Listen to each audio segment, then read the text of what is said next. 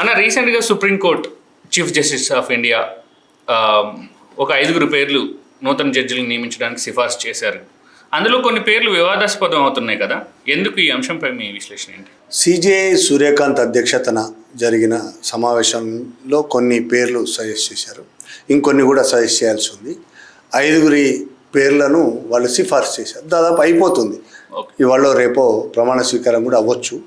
5 పేర్లు ఏంటంటే, ఒకరు పంజాబ్ హర్యానా హైకోర్టు ప్రధాన న్యాయమూర్తి జస్టిస్ షీల్నాగ్, బొంబాయి హైకోర్టు ప్రధాన న్యాయమూర్తి జస్టిస్ చంద్రశేఖర్, 3వ వాళ్ళు మధ్యప్రదేశ్ హైకోర్టు న్యాయమూర్తి జస్టిస్ సంజీవ్ సచ్దేవా, 4 జమ్మూ కాశ్మీర్ చెందిన జస్టిస్ అరుణ్ పెల్లి, 5వ మహిళ సుప్రీంకోర్టు సీనియర్ న్యాయవాది వి మోహన.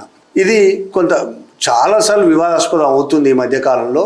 అందులో ఈసారి కూడా అదే వివాదాస్పదం మొదలైంది. ఇందులో బొంబాయి హైకోర్టు ప్రధాన న్యాయమూర్తి జస్టిస్ చంద్రశేఖర్ కంటే సీనియర్ అప్రేష్ కుమార్ ఉన్నప్పటికీ, అప్రేష్ కుమార్ తెలంగాణ హైకోర్టు ప్రధాన న్యాయమూర్తి, ఆయన ఉన్నప్పటికీ చంద్రశేఖర్ని ఆయన పక్కన పెట్టి జూనియర్ అయిన చంద్రశేఖర్ని తీసుకెళ్తున్నారు. ఇంకొకటి జమ్మూ కాశ్మీర్ చెందిన జస్టిస్ అరుణ్ పెల్లి తీసుకున్నారు. ఇప్పుడు ఆయన కంటే సీనియర్ జస్టిస్ గుర్మీత్ సింగ్ సందావాలియా ఉన్నప్పటికీ ఆయన కంటే జూనియర్ అయిన అరుణ్ పెల్లిని తీసుకున్నారు. ఇవి చాలా వివాదాస్పదమే.